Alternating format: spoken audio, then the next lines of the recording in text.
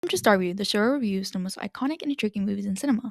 I'm your host, Alexandra Flores, and to start off this new year, we'll be reviewing Moonlight. You might have heard of this movie before from its infamous Best Picture mix-up involving La La Land being mistakenly announced as the winner instead of Moonlight. Well, the movie is just as memorable as the iconic moment. The movie has 3 acts, all of which are the stages of Sharon's life: his childhood, adolescent, and adulthood, or Little, Sharon, and Black, where he explores his identity, sexuality, and masculinity. The first act is Little, a nickname given to Sharon by his peers due to being quiet and small. In the 80s of Miami, Florida, Little meets Juan, an Afro-Cuban drug dealer, upon hiding from other kids in his neighborhood who chase him down for being different.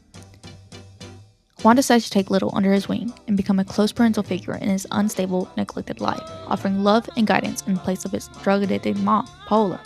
He teaches Little important life lessons and leaves a huge mark on his life. He gives him a chance, a light in his broken world that consoles him and shows him a life worth living for. My favorite advice of Juan being, at some point, you gotta decide for yourself who you're gonna be, and can't nobody make that decision for you. The character Juan is short-lived. The last scene we see him is when Little asks if he's a drug dealer. Juan responds honestly and filled with guilt, yes. The second act is Sharon. Little is now a teenager and goes by his name, wanting to shed his cruel nickname that his peers called him, setting out to define himself. Juan is no longer in his life. He passed away for what we can assume involved his job as a drug dealer. He still continues to influence him. Sharon continues visiting Juan's girlfriend, Teresa. His murder addiction worsens.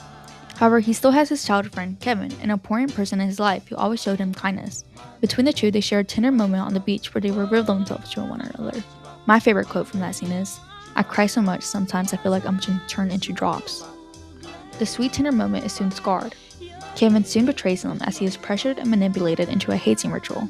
Sharon is unable to tell the principal who his attacker was. Instead, he says this powerful line, "You don't even know." Sharon had enough and fought back against his bully, leading to his arrest. The final act is Black, a nickname given by Kevin. A decade has passed and Sharon now lives in Atlanta, dealing drugs, and going by the name Black, a reflection of Juan.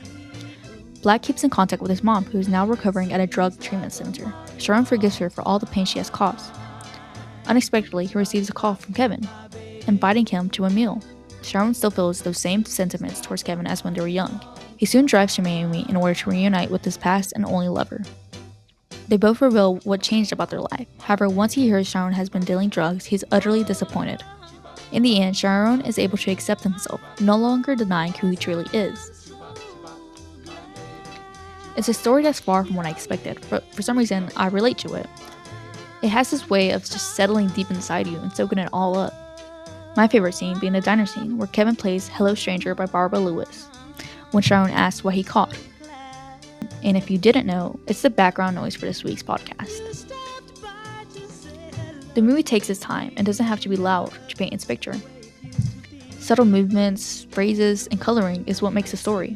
All of the cast did a tremendous job in producing the Shakespeare of a movie. It's visually pleasing with the emotional depth of an ocean. It deserves endless praise and every award in existence. It's beyond beautiful. I don't think there's even a word to sum up how amazing this movie is. How well made, structured, and acted out it is. It brings so many emotions to the surface, it makes your heart explode and then rips it right out of your chest. It's just unexplainable in the best possible way.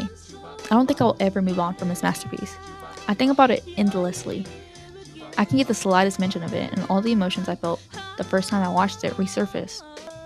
From the summary and review, you can probably tell that I'm absolutely in love with it. You can decide for yourself if you want to watch it or not, but if you decide not to, you'll be missing out on a life-changing experience. Now, before you exit out, I would like to thank Wikipedia, the University of San Diego, and Medium for giving me the information to review Moonlight. Now, that's all for Moonlight by Barry Jenkins, in which some streaming services you can watch the movie on are HBO Max and Hulu. You can also purchase it on YouTube, Apple TV, and Amazon Prime. Now, that's all for today's episode for Starview. I'm your host, Alexandra Flores, and until next time, if you have any recommendations or movies you would like me to review, please leave a comment and share your opinions. And one last quote to end this episode. In Moonlight, black boys look blue.